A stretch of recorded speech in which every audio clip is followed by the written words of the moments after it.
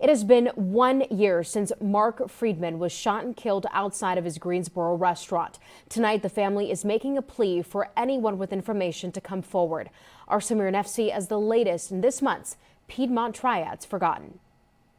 Mark Freedman was on his way to retirement until someone shot the 63-year-old outside of his Greensboro restaurant in November of 2020. It still remains a question as to who killed the beloved chef.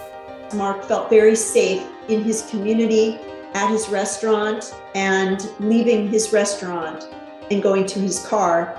He would have never, ever imagined anyone would ever hurt him. Mark Freedman moved from Ohio to Greensboro after college. Over his 40 years in the Triad, opening 3 restaurants. He was the guy next door. I mean, he was the guy you'd probably like to live next to. Not only was he a one-of-a-kind soul, he was a skilled chef in the kitchen, which is something he loved to share with those paying or not. During the holiday season, volunteering for a simple gesture in preparing meals for those during Thanksgiving. I think he just had a real passion for serving people.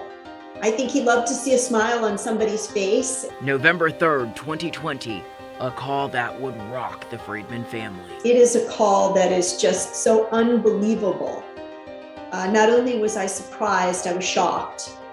And that shock carried me through probably the first few weeks. Robin Freedman, Mark's youngest sister, was told the person she called her protector, Mark, had been shot several times outside of his restaurant, Mark's Restaurant, just off of Dolly Madison. My brother didn't get to live his last chapter.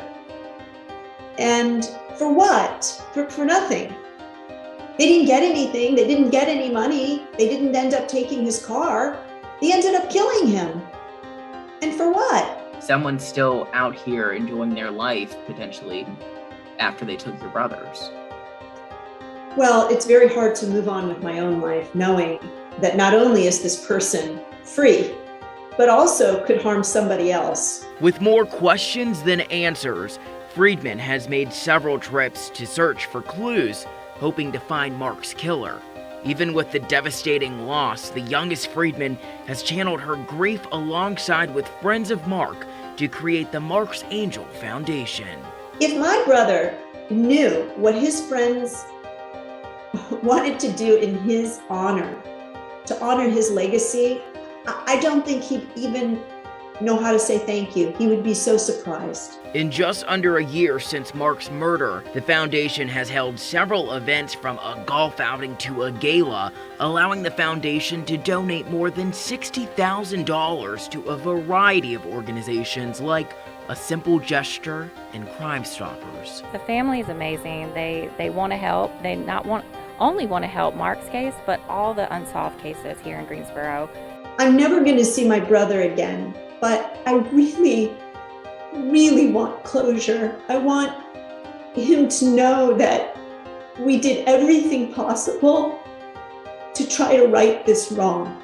Though Mark will never be able to enjoy crafting new meals, enjoying a glass of wine, or getting his hole-in-one while golfing, his little sister will always have the memories she says will help her on her saddest days. Mark played high school football, and he would come home so hungry.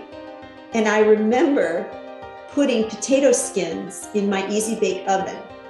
They weren't cooked, they weren't seasoned, they were not in fashion like they are today.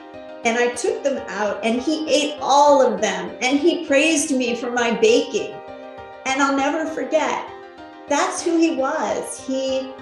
Even though he was a gourmet cook and loved good wine, he could just appreciate the simplest of things too. Freedman says she'll never stop searching for Mark's killer. I hope that somewhere in their soul, they are troubled and haunted by what they did. And I hope that someday soon, they will talk about it to somebody, or somebody who knows something will come forward and call Crime Stoppers. As of right now, there is a $30,000 reward for information that leads to the arrest of Freedman's killer.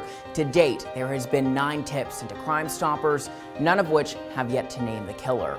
The unknown suspect has been described as a person who is short to medium height with a medium to stocky build. Anyone with any information is urged to contact Greensboro Crime Stoppers. And if you have a cold case you'd like to see us look into, email us at news@abc45.com. With this month's Piedmont Triads Forgotten, I'm Samir Nafsi.